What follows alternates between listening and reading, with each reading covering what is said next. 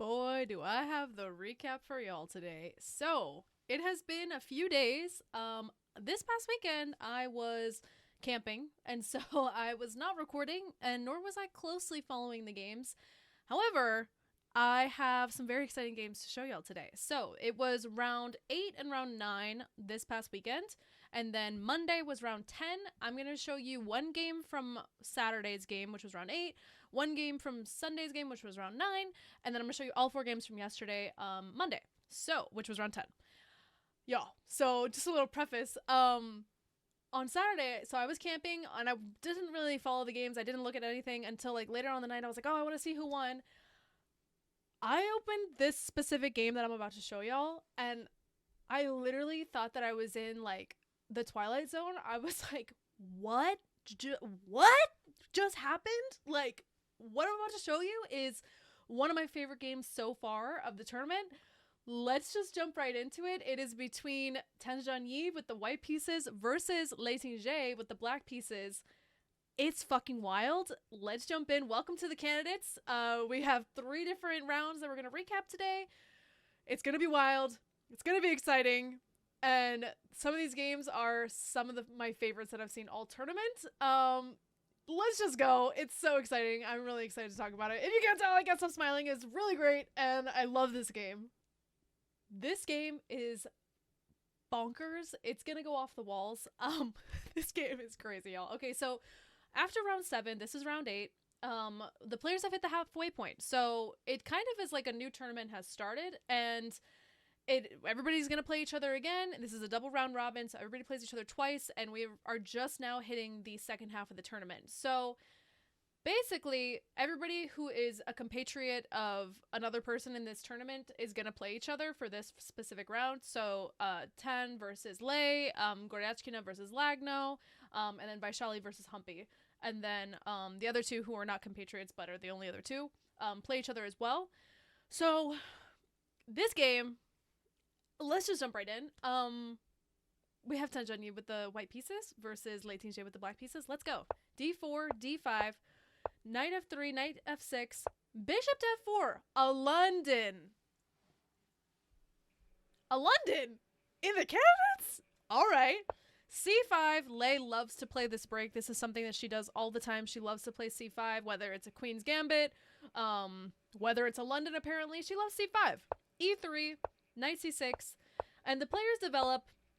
Everything looks great. And then we hit this point. Basically, this is kind of where some imbalances start coming into the position. Knight H4 is basically trying to snag the bishop pair. White wants to take that bishop off the board if they can and get the bishop pair for themselves, because that is always proven to be an advantage. Bishop to E7, G4. Like I said, she's going to get that bishop pair. She's probably very happy.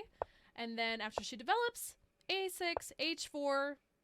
H4, you're maybe like, wait a minute. Is she starting to attack her down the king side? King's in the center. B5, H5. Here she comes. C4 and Queen to D1. And look at Lei's pawn structure. It looks beautiful. And also Tanzania's pawn structure also does look nice as well. Another idea here, she could have played just instead of, oh, there we go. Instead of playing Queen to D1, she could just play Queen to C2 and keep an eye on G6 and threaten to castle or bring the king to E2 eventually, maybe, and then connect the rooks. The center is locked for now, so the king is safe technically right now. So that was an idea behind Queen C2, but okay, she plays Queen D1, which is also fine.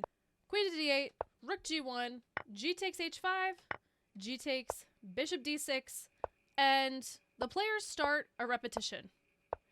And we get to this point, and Tan basically has to decide if she wants to repeat, and she easily could have gone for the repetition, but instead, she plays F4. No repetition. Tanzania says, no thank you. I think that I actually am a little bit better here, and I want to push for a win. I'm the tournament leader. I am, half a point above everybody. I want to go for the win. So Lei's like, okay, you want to go for the win? So do I. Rook B8, here I come. A3, A5, Bishop to H4, King to F8, Bishop G3, and she reroutes her bishop, Bishop to D6, Bishop to H4, and now It's move 25, and I'm not sure if Ten was regretting her choices at this point because she has 5 minutes. 5 minutes to Lay's 23 minutes. So, huge time deficit. It's only move 25. They have to hit move 40. She has to make another, 15 moves. 97, bishop takes, G takes, and bishop to F1. And now, Black is in the driver's seat. Tanjani, I'm sure, was regretting her choices at this point to not make the repetition because here comes b4. And after a takes, and bishop to h3, Ten basically doesn't want Lei to play knight to f5 because if she gets to play knight to f5, it's going to be a problem because she's going to have a really strong knight. And so she plays bishop to h3 to prevent this. And also, Ten would love to play here like king to f2, connect the rooks, and play like queen g4, and maybe then like queen h4, and try to take over the g file and attack. But Black at a certain time can play a takes c3 and then rook b2. So both players have fighting chances here, but very low time for Ten. So after bishop to h3, f5. She's like, fine, you don't want me to play knight to f5? That's fine. I'm going to reroute my knight. Queen to f3, bishop to c7, king e2. Same thing she's bringing up. This is a similar idea as playing, king to f2. And knight to g8. Here comes the rerouting of the knight. Queen to g3, knight to f6, h6, king e7, getting out of the way. Queen g5, pinning the knight. Queen to f8, rook to a7, rook c8, and bishop to g2. And things are getting spicy. Ten has less than a minute here. Lei has around 7 minutes. It's move 36. They still have to play very accurately here. Rook takes h6. And now knight to f3. Rook to h5. Queen to g3. Knight to e4. And finally, the knight has found its beautiful square. It said, okay, I'm not going to go to f5, but I'm going to go to the beautiful e4 square and get this gorgeous outpost. And after queen to e1, b takes, and queen to g7. And it just looks like White's king is a little drafty. And Lei is up a pawn. After bishop to f1, queen to h8. She's trying to stack up now on the h file. Queen to a1, king to f6. And this is such an insane move. She's literally walking her king over to f6 and saying, yeah, my king is safe here. What about your king? And this is also crazy because at this point, back here, they had hit move 40, and Ten spends literally almost over 25 minutes on this move to play bishop to f1. And now she has under 5 minutes again. It's only move 41. And she's not going to get any more time. Queen to h8, and we get to this point. Rook to g2, rook to h3, knight to e5, queen to h5, king to e1, rook takes e3, check. Rook e2, defending, queen to h4, and it is just all over for Tanjani. There is just no way to defend against this. After rook to h8, bishop to f3. She doesn't even want this bishop. She's like, oh, if I take that, I'm literally lost because of rook to h1 check, and if you defend, there's really, nothing that you can do. After king to c2, it would just be mate on here, so she can't take the bishop. And instead, we get bishop to f3, and now rook h2, and queen to c1. And now, checkmate is just going to be unavoidable. It is mate in 3. See if you can find it. It is rook to d2 check. And after king to e1, then queen to g3 check. And after king to f1, and now queen to f2 mate. So, Tanjani in this position just resigned. And Lei Tingzhe beats the tournament leader for her 3rd win now in a row. And she is back, y'all. She is back. She had a very slow start in the beginning, and it didn't go great. She lost her first game, actually, to Tanjani with the black pieces. Or, I'm sorry, with the white pieces, and Ten beat her with the black pieces. So now she plays her again, and she beats her with the black pieces. So, amazing game. This is now going to turn the tide. In the rest of our games, I'll show you the results. All right, this is from FIDE. This is their little graphic that they made, showing the results of round 8. So we had Lei beating Ten, crazy. We also had Humpy beating Vaishali, and that was Vaishali's third loss in a row. Just absolutely heartbreaking for her. Humpy won. This is her first game in the tournament that she's won. She got a good position out of the opening, and then Vaishali defended and equalized, but then blundered eventually in low time, and so Humpy ended up getting the win. The Lagno versus Goryachkina game ended in a draw. It was sharp. The players had to be careful in the middle game, but then they traded down and made a threefold repetition prior to move 40. Salamova versus Anna was actually a really crazy game. It was a Catalan, and Salamova was playing really active. She was trying to put Anna in a bind, but Anna survived. And after going down the exchange for a bishop and a pawn versus a rook, Anna was able to hold on, and the game went for a very long endgame, like extremely long. It was basically knight and 3 pawns versus a rook and 2 pawns, and after all the pawns ended up getting traded, the players agreed to a draw after 120 moves. It was a super long game, but basically Salamova was trying to basically push Anna to prove that she could draw with a knight versus rook, and she did. So that game ended in a draw. Going into round 9, which is on Sunday, I'm going to show you one of Actually, I don't want to spoil anything. It's a wild game. I'm going to show you one of the games from that day. Let's jump in. Also, so after round 8, with Lei winning and beating Tan, the leader of the tournament, and Goryachkina drawing, it actually ended up being a 3-way tie for first, with Goryachkina, Lei, and Tan all with 5 points, followed by 4.5 points Lagno has. So this does make a difference now. We have a 3-way tie for first. No longer is it Tan Zhongyi just leading the pack. So this game I'm going to show you is from round 9, the following day, Sunday. Grandmaster Vaishali Ramashbabu with the white pieces versus Grandmaster Tan Zhongyi with the black pieces. There is no preface to this. Let's just jump in. Vaishali starts us off with e4, and we get c5, a Sicilian, c3, e6, d4, d5, and after this trade and a little bit of development, this actually just turns into a French structure, so it's like a Sicilian turned French. And after bishop c2, bishop d6, castles, knight to e7 just developing, b3, c takes b3, a takes, castles, knight g5, g6, queen to f3, queen c7, and h4. Vaishali's like, you know what? I need to win a game. I've lost 3 in a row. Let's go. h4, knight b to c6, bishop to a3, and now king to g7, rook to e1, and now h5, and now c4. This move is, it doesn't seem like a huge mistake. It makes sense. You're like, okay, a principle of chess is attacking the pawn in front of your most forward pawn, which for Vaishali would be she needs to attack this pawn, so she plays c4, and that makes a lot of sense. However, the only move that she was allowed to play in this position was bishop takes d6, because now, after queen takes d6, knight to d2, and bishop g4, queen e3, some sample line like this, she would be fine. But when you don't take this pawn, or don't take the bishop and you don't trade, Tan is just going to be up a pawn. After c4, f6, the knight is forced to move, but she takes the bishop first now, and after queen takes d6, she plays c5. c5.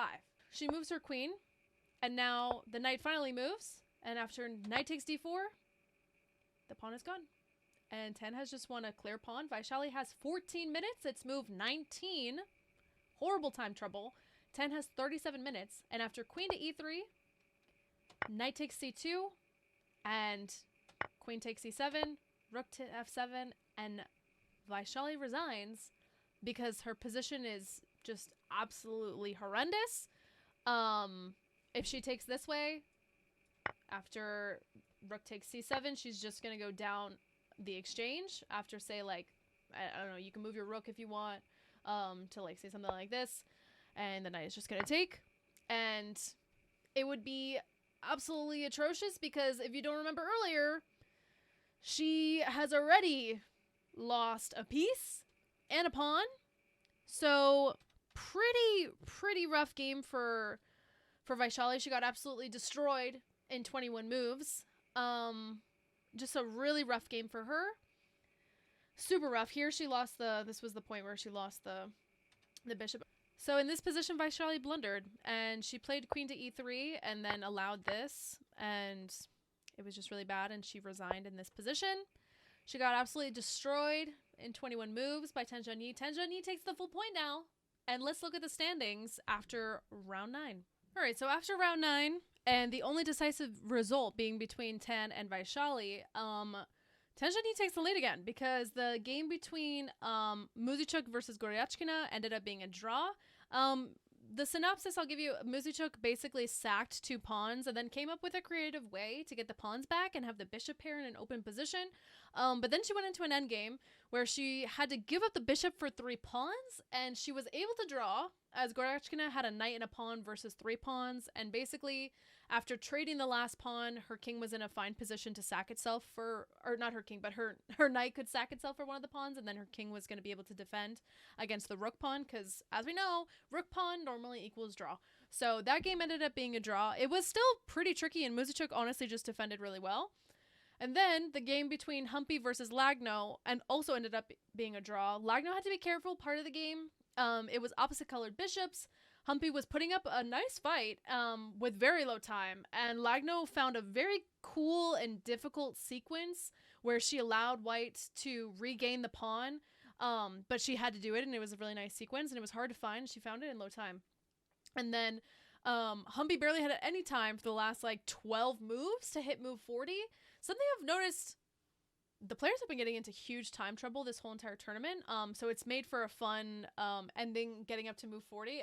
It's been fun to watch, lots of time scrambles. But she played very well in low time, and even though Lagno had some play and let her win a pawn later, she was able to secure a draw, even while she was being a pawn down. So great game from those two. And then the last game was between Lei and Salamova. Y'all, that game was, it started off e4, e4, d6, and I literally almost fell on the ground. A perk defense in the candidates, but then it turned into a Philidor, and I was sad. But it ended up being a draw. Lei had nice chances for an advantage, but it ultimately fizzled out into a draw prior to the players even hitting move 40. That game was crazy. Salamova playing a perk. My heart is secured. That was insane, but it did turn up into a Philidor, so it's not really a perk. But I saw 1d6 and literally, like, that was like, I felt like I was like a phoenix rising from the ashes. Like, my opening is being played. My obscure opening that everybody hates is being played in the candidates, and then like a couple moves later, it turned into a Philidor. So it was funny. So Ten Zhongyi takes the lead again. She is the only decisive result. She is leading with 6 points, followed by Goryachkina and Lei at 5.5, and Lagno at 5. So you can see that these 4 have been in the top 4, just kind of going and shuffling in between first and second. Lagno has been consistently trailing by half a point. Let's see what happens in round 10, which was yesterday's round. I'm going to show you all the games, and the excitement is very, very high. My favorite game of the entire tournament is featured in round 10. You guys are not ready? Let's go. All right, so starting off round 10, we have our tournament leader. We have Ten Zhongyi with the white pieces versus Grandmaster Humpy Konoru with the black pieces. This game, we get, starting us off, e4, e5, knight f3, knight c6, d4, and after e takes, knight takes, bishop to c5, we get knight to b3, backing up, attacking the bishop. Oh no, bishop slides back to b6, and now knight to c3, queen to f6, and I believe this is a scotch. This is the scotch, right? Yes, this is a scotch. I don't play the scotch, so I don't really know a lot about the scotch. But okay, we get queen to f6, threatening the immediate mate, so she has to do something about that. She plays queen to e2, and after knight g to e7, bishop e3, d6, we get castles, queenside, bishop d7, queen to d2, and it looks nice for 10. I like her position. I would play this all day with white. Just a beautiful setup down the d file. She's ahead in development. We get castles, knight to d5, and this game is going to get a little tricky. Bishop takes, and queen to e5, and the black queen is just a little awkward, and 10 is threatening to play f4, which is a huge threat. She has to take care of that. Or does she? She plays bishop to c4, and now rook h to e8, and she allows her to play f4, which honestly is kind of unthinkable to me. However, it's fine per the computer, and it's a little sneaky from Humpy. So we get queen to h5, and now after queen to h5, Humpy lets her take the center, but she has a plan, okay? She has a plan, and after h3, she plays f5, and now white cannot take the pawn. There's no way because of the discovery of the queen. If you take, she takes back with the knight, and then the rook would be attacking the queen. And actually, no, not even. You can just take, once you take, let me get these arrows out of the way. No. Okay, once you take this way, she takes this way, and you lose a piece with the same idea. So even worse. So she can't take, and instead, 10 plays e5. And we're about to enter a very complicated middle game. Humpy has a lot to think about. Good thing she has some time. She has around 53 minutes. It's move 16. She decides to play knight takes d5, and after bishop takes d5, she plays queen to h6. And this is a lovely move. She's finding some great moves and trying to destroy 10's center. After queen to h6, she is threatening rook takes e5 because you cannot take back because of the queen pinned to the king, and the queen would be hanging. And obviously you can't take back with the queen because the pawn defends and you would just lose your queen. So she's playing some really nice moves. She plays queen to h6, and after king to b1, just getting out of the way of all of that, she plays rook takes e5, and after queen to f3, rook to e7, and Humpy basically is saying, I am up a pawn. What are you going to do about it? After knight to d4, rook d to e8, stacking up on the e file, knight takes, pawn takes, bishop takes, and queen takes c6, and after queen takes f4, and queen to a6 check, now maybe we can think that Humpy maybe traded a little too fast on c6, but maybe it's fine because she is technically up a pawn, but now 10 is going to try to get a perpetual, and Humpy says, actually, maybe I can just give you the a pawn, and I don't want a perpetual. King to d8. King to d8! Take my a pawn! She pushes the game from a perpetual, and now 10 would love to play like g4 and make it like super complicated. And so she plays queen takes a7 first, and after rook to e2, now queen b8 check, king to d7, queen to b5, and we get some checks. And after king to d8, the position repeats. And now queen to a5. Rook e to a rook 8 to e4. That's always hard to say. Whenever they're on the same file, I always struggle with that one. And now g4. Like I said earlier, she wants this break, and she's going to go for it. And now queen to e5. Offering a queen trade. 10 says, no, you wanted to push this into not a perpetual check. I'm going to go for it now. I don't want to draw anymore. King to d7. G takes. Rook to c4. And after queen to d5, she's like, okay, maybe I do want to trade. Maybe I actually do want, a queen trade. Let's just shake hands. Let's go home. Rest until tomorrow. And so queen to d5 basically is holding the draw. And even though the rooks get to come to the second rank, she's basically able to defend laterally with the rook coming to b5 and defend the b pawn. So this is just a draw.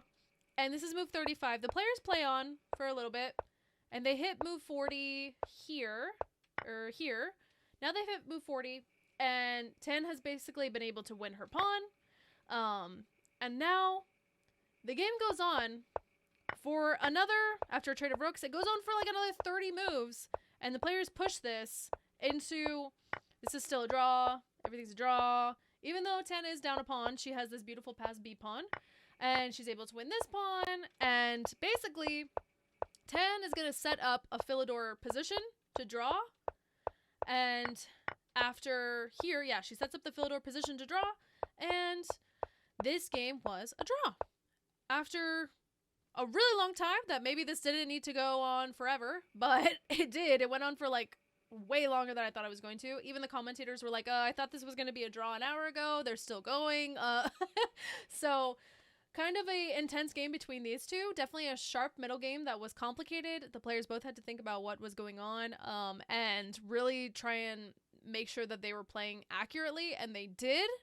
And the game ended up being a draw between these two. Now we have Grandmaster Katerina Lagno with the white pieces versus Grandmaster Anna Muzychuk with the black pieces.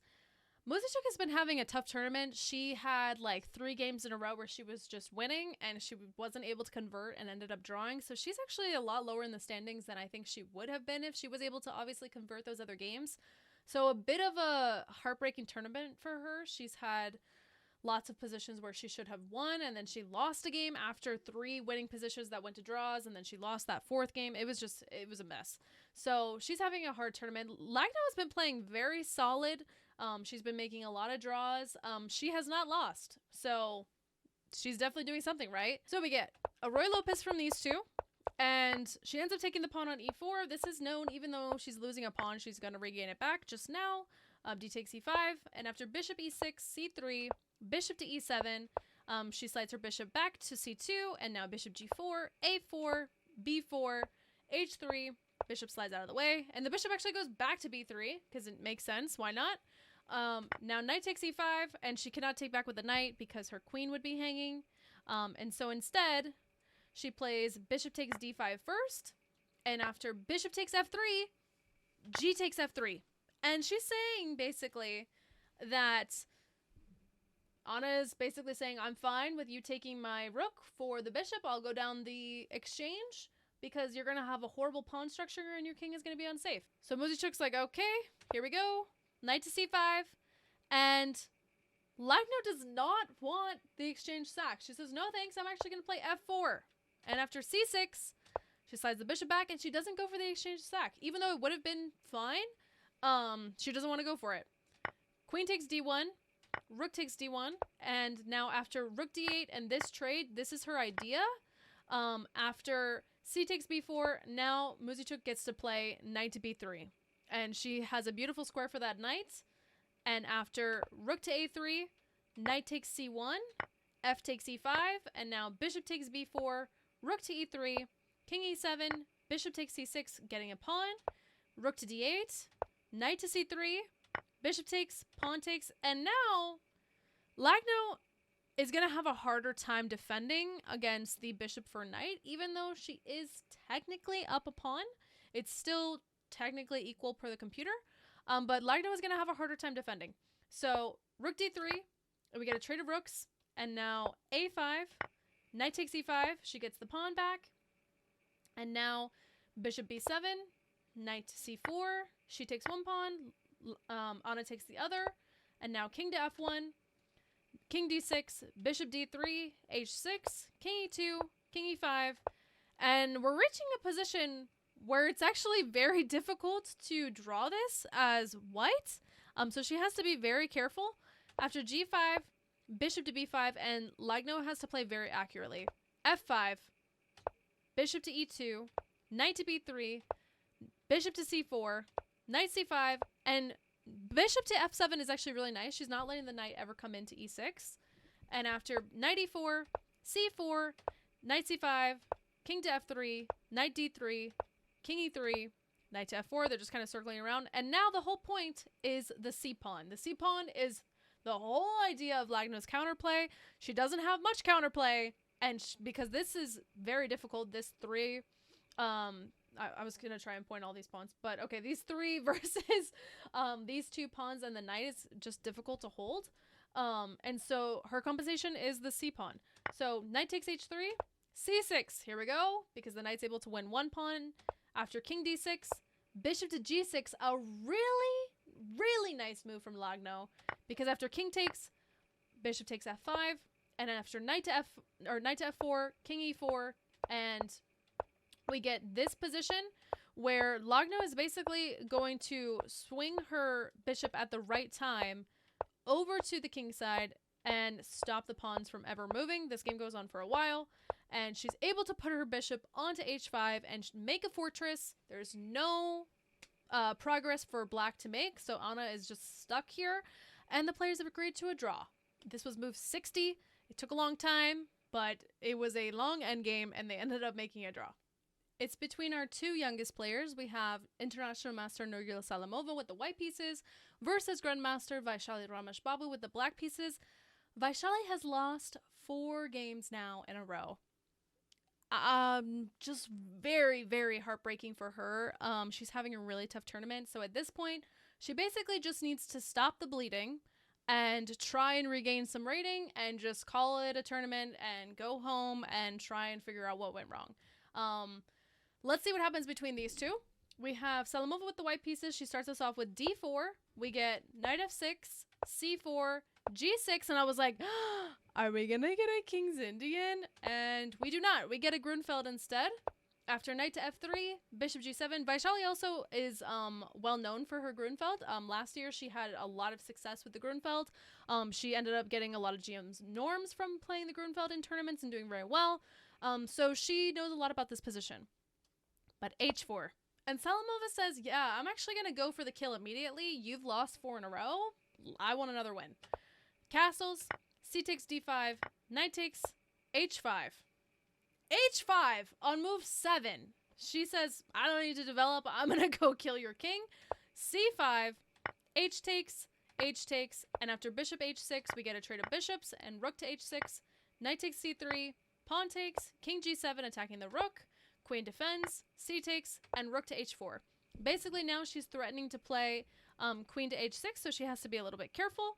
And so Vaishali plays here rook to h8. She's basically forced to do this. And after this rook trade, we get c takes d4, knight to d7, e4, f6, and it just looks like Salamova has a great center. She has a nice position. She really doesn't have a lot of problems. She plays queen to f4, bishop d7, knight to g5, rook to f8. She has to basically defend against this pawn push that's coming. And once the knight moves away, she could take the pawn here, and it would just be absolutely devastating. So she has to play rook to c8, or rook to f8, rook b1. And this is a very crazy position. Also, Vaishali is up 40 minutes on the clock. She's only used 5 minutes of her time. This is very not common for Vaishali. Normally, she's the one down on the clock. So great on her. Move 19, and she's only used 5 minutes. Great. And it's technically equal per the engine, but this is obviously a very crazy position. It's very difficult. There's a lot that's going on. b6, f3, queen to h6, rook to c1, knight to h7, knight to h3, and after bishop takes, queen takes, king takes, pawn takes, and after knight to g5, attacking both pawns, king slides up, protecting the f-pawn because the h-pawn is defended by the bishop, knight to e6, attacking the d-pawn, king to e3, defending, rook d8, d5, and it just looks like Salamova has a really nice position. She has pawns that are marching up the board. She's trying to get a passed pawn, knight c5, bishop c4, and we get this transposition. She does not want to take here, because if she takes here, then rook a1 comes, and after, say, like, just knight going back, she's going to win this pawn, and the rook is going to get into the 7th rank, which she probably did not want. So we get after a4, a5, and now bishop to b5, and that bishop is just on a beautiful square. f5, here it comes, rook d1, king g5, bishop to c6, and after king to f6, h4, rook to h8. The players each have around 6 minutes. It's move 33, so not huge time trouble, but you have about a minute to make each move. So you do have to play accurately. d6, f4 check, king to f2, being forced back, knight to e6, rook to d5, and now rook to c8. And Vaishali makes a mistake here, because now after bishop to b5, rook to c2 check, king to f1, rook c1 check, king g2, and knight to d8, and d7, and black is basically frozen. Vaishali literally cannot move her knight. After king e6, rook d2, and king e7, she literally cannot move her knight. Say Salamova plays king to h2, which she does, and Vaishali plays like knight to e6. Now it's gonna get really bad, because after promotion she can take, and then rook to d7 check, and then after king e6 she would just get to play something. Well, you could just take the knight, and then if you try and defend the knight, then she gets to play this beautiful move with a discovered check, and then she's going to end up winning once the king moves and win the rook. So she can never really move her knight. And so her knight is just not really in the game.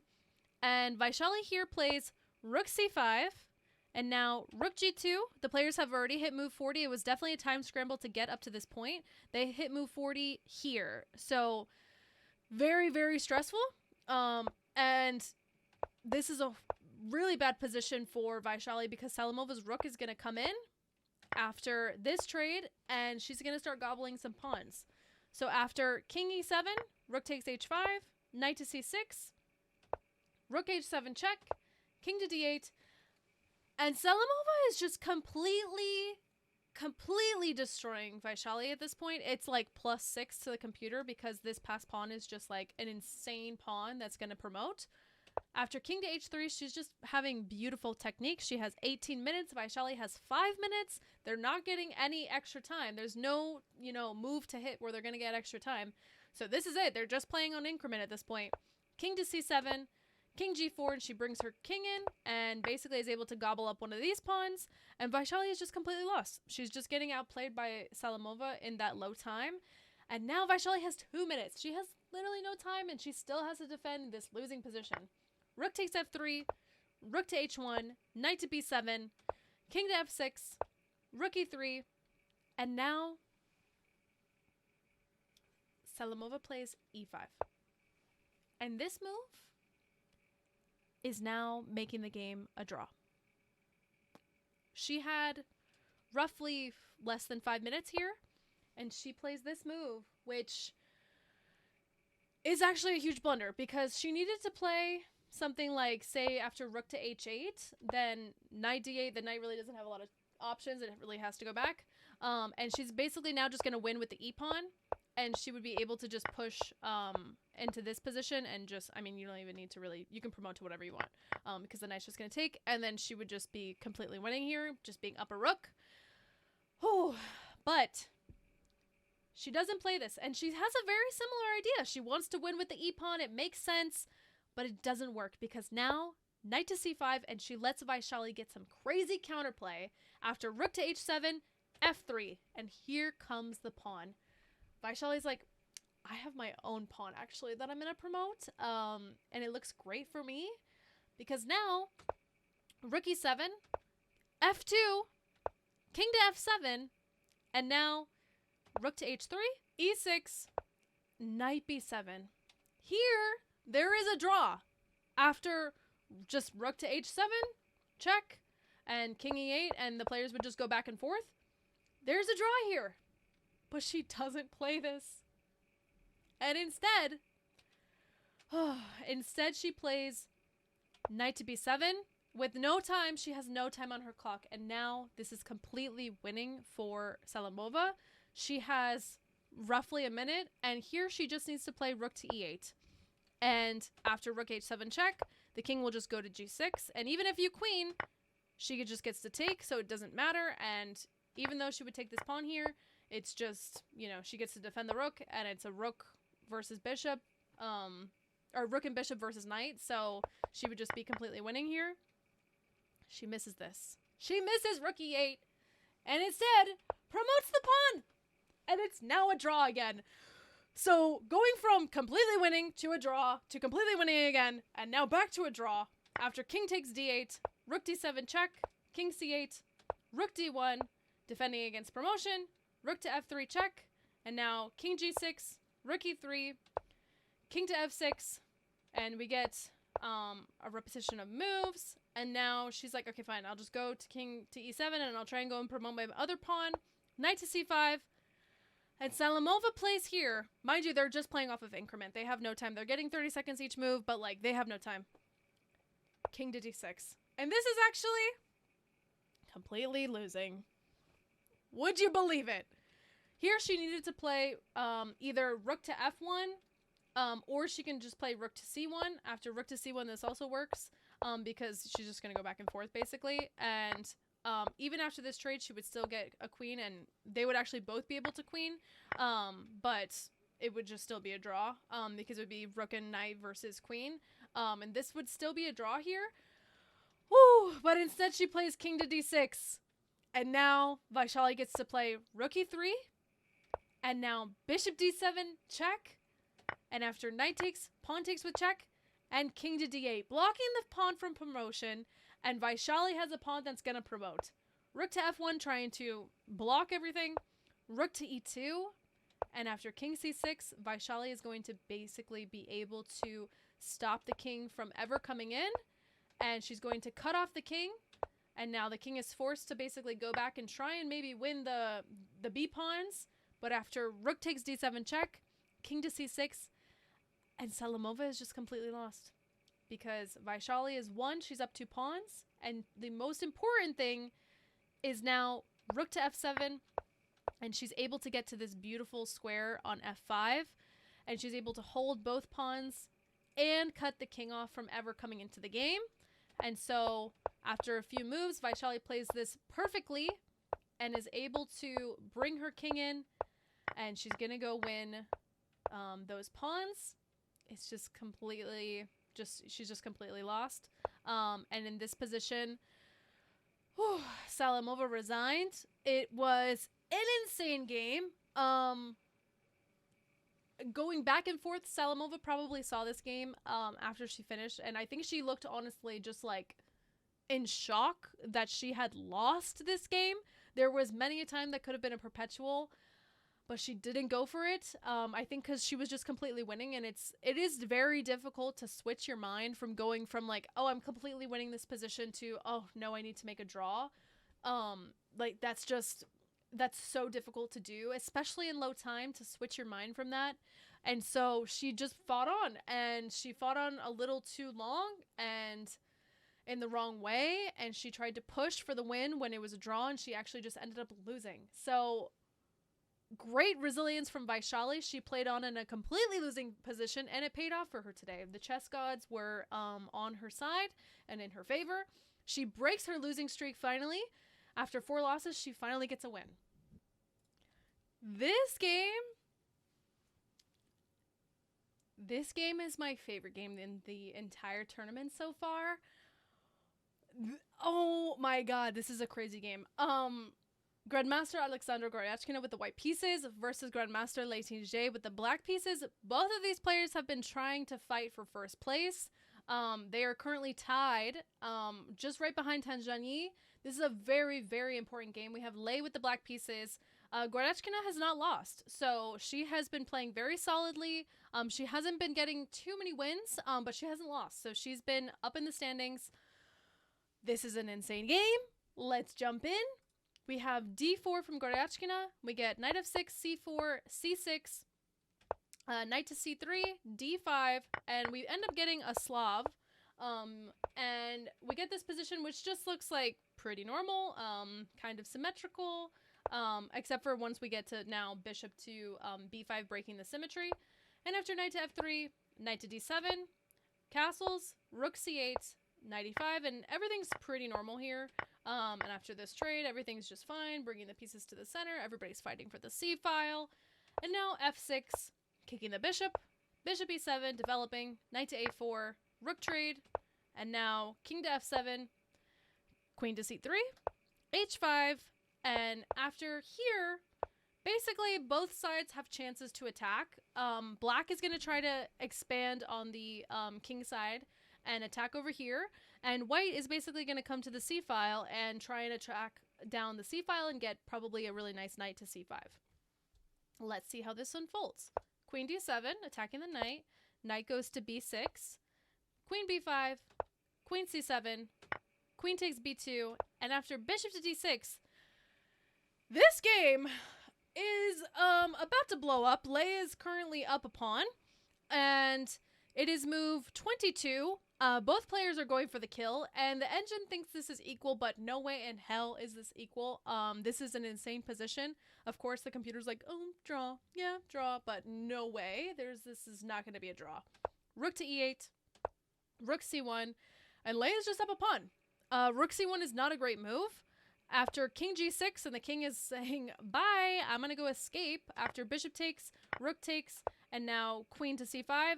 If she takes here and she just plays queen takes e7, then now this would actually be a huge mistake because she's going to win this knight, lay would, with queen takes c1, king h2, and after queen b2, knight d7, queen takes f2, black is just completely winning. So this would be winning for lay, but Goryachkina decides, no, I'm not going to go for that. I don't want to take your rook. I'm instead going to just play queen to c5. And after king to h6, a4, a5, knight c8, rook d7, and queen to c3, offering a queen trade. No thank you. I'm going to trade on my terms. Queen b4. No thank you. Let's trade on my terms. King h7, and now queen to a7. And already, lay is up a pawn, and it's actually now proving to be a nice advantage. Queen d2, queen to c5, and now bishop to d3. Here, actually, this wasn't a perfect move, but this makes a lot of sense, trying to get her bishop into the fight on d3. Knight to b6, attacking the rook. Rook moves out of the way. With the same idea, if you take here, which she does, queen takes d6, now queen takes c1, check, king to h2, bishop goes back to f5, knight d7, and queen to c2, knight to f8 check, king h6, and Goryachkina plays a very bad move here. She had roughly a minute on her clock. This is move 36. The players are in deep time trouble. Lay has roughly 53 seconds, so under a minute for her as well. Goryachkina decides to try and save her pawn with f3, but after queen to f2, queen to f4 check, g5 blocking, queen c7, and queen g3, forcing a queen trade. And here is where I think Goryachkina realized that things had gone wrong. She actually started looking around like, oh my god, like this, she has already hit move 40 with queen takes g3. And now she plays king takes and e5. And now, how's this knight gonna get out? This bishop is just completely dominating it, and this is coming to try and attack the knight. e4, trying to create some counterplay. D takes, F takes, and Lei has to find a ridiculous sequence to not allow the white knight to escape and be able to win the pawn on a5. It's a wild resource that black needs to find. She needs to find bishop takes e4, and now after d takes f5. This is the idea, because now after knight d7, trying to save the knight, bishop c6 attacking, knight to c5 to defend the a pawn, but after b6 kicking the knight would have to go to e6, or if you go to like b3, then after bishop takes, you're just still attacked and you have to move again. And black would just be absolutely completely destroying white here with these beautiful two passed pawns. And the king is able to hold on and control this pawn from ever promoting. So just absolutely horrible. And if you go here, then it's the same idea. So she has to find this crazy idea in f5, which just like does not look human at all. Like this just, it doesn't make a lot of sense. So instead, she plays here bishop to c8 to try and stay on this diagonal to trap the knight. But now, after d5, the knight is going to get a square to go to. And after king to f7, Goryachkina needed to realize that she doesn't need to move her knight, and she can just stay on that square. And she does realize this, and she plays king to f2. A very nice move. b6, g3, bishop to d7, trying to win the a pawn. And after h4, g takes, bishop takes, h5, bishop to b5, king to e3, and the king is going to come in after a4. And now it's basically equal, and it can get very tricky here. If Goryachkina decides to start with, say, king to d2, after a3, she has to try to catch the pawn. If she plays here now king to c3, which just looks so normal, you're like, okay, I need to go catch that pawn immediately. Now bishop to d3, and this is a beautiful move if you take. Whoopsie, now a2, and you cannot stop the pawn, so she can't even take here, and she would have to play like h6, and now the bishop just gets to take and also protect this square for the pawn to ever not be able to promote. And after something like this, this would just be completely winning for black. And so there's just no way to stop black from being able to promote all of these pawns. And so king to c3 doesn't work. And if you play the immediate here, h6, instead of king to c3, now after king g6, king c3 would be also a mistake of trying to do the same idea of come over to the pawn, because after bishop a4, there's this insane resource. After d6, which looks so normal, like let me just go promote my pawn, and even though you give up your h-pawn, after knight to f8, it just looks like you're going to be able to promote. But b5 comes, and this is such an insane resource, because even though you get to play d7 and be like, I'm promoting, b4 check. And after king takes b4, bishop takes, and you can only take one of these. You can either take the bishop or you can take the pawn, and you have to take the pawn because that's going to be a queen. And now bishop to g4, and black would just be completely winning. The knight is trapped on the same square as it was earlier with the same idea. There's no way, and the king's going to come over and win the knight. So the knight could have gotten trapped on the same square in a different part of the game. Crazy. So she has to be very careful here. And so here she plays h6, and she starts with the pawn. And this is very important. She has to start with the pawn. King g6, king d2, king takes, d6, king to h5, knight to f8, king g5, and she's threatening to promote, so the bishop has to sack. And now a3, here comes the pawn, king c2, b5, king b3, and b4, and she cannot take because the pawn's just going to run. So here we get king to a2, and now f5, and both players have now been in time trouble. Again, this is move 60. They both have roughly a minute on their clock, and this is all they're going to get for the rest of the game. They only are getting the increment every move you get 30 seconds. Goryachkina plays knight takes e5, and this is a huge blunder. Here she needed to play e takes f5, and this is a sample line. After e4, f6, king g6, knight e5 check, king takes, and the knight would be able to stop the pawn. And it would have been very close, but the knight would have been fine and been able to stop the pawn. But instead, Goryachkina plays knight takes e5 and just takes the pawn immediately. But after king to f4, knight to d3 check, king takes, knight takes, and now f4. And Lei's king is going to be able to overpower the knight and not let the knight come in. After knight a6, f3, knight c5, and king to e3. And the king is going to control both of these squares, and the knight is never going to be able to come in. And Lei wins this game in this position. Goryachkina resigned. What a crazy game. Lei gives Goryachkina her first loss of the tournament versus, mind you, Goryachkina is the highest rated player in this tournament. Wild. And also, don't forget, with the freaking black pieces. So, amazing game from Lei. Superb win. She fought until the bitter end for Goryachkina. Goryachkina loses, and Lei is now tied with Tanjan Yi for first place. And Goryachkina is behind. So let's see the standings after round 10. What a wild game. Alright, so this is the little graphic that Fide made. After round 10, Lei Tingzhe, Tanjan Yi tied for first place. Lei has been 4.5 out of 5 in the last 5 rounds. What a comeback in this tournament for her. She is proving that no, she is not just a match player. She is also a round robin player, and she can hang. So amazing game from her. She beats Goryachkina, my favorite game of the tournament so far. What a game. Goryachkina and Lagno trail by a point now at 5.5. And Humpy at 4.5, Mozichuk and Salamova at 4, and Vaishali at 3.5. I will see y'all for the following rounds. We only have a couple more rounds left. And the players had a rest day today, which is when I'm recording this. I hope you guys enjoyed the recap.